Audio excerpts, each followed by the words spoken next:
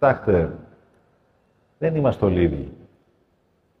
Εγώ γεννήθηκα και μεγάλωσα σε μια μεσοαστική περιοχή, στους Αμπελόκηπους.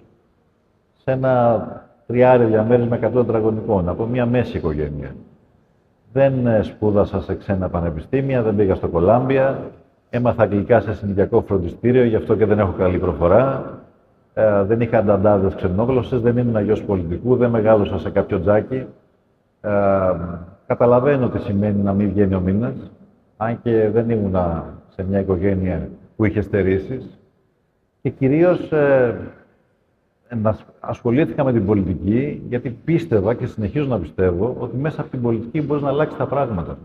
Μπορείς να αλλάξεις τη ζωή των ανθρώπων. Ασχολήθηκα με την πολιτική από όραμα.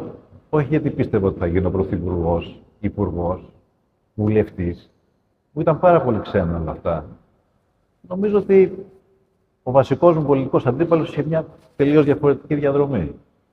Και θα επαναλαμβάνω ότι κυβέρνησα 4,5 χρόνια στις πιο δύσκολες συνθήκες. Μπορεί να μου καταμαρτυρήσετε πάρα πολλά για τις επιλογές μου. Δεν μπορείτε να καταμαρτυρήσετε ότι οι προθέσεις και η εντιμότητά μου δεν ήταν πάντοτε στις σημαντικές προτεραιότητες των επιλογών μου. Άρα δεν είμαστε όλοι οι ίδιοι.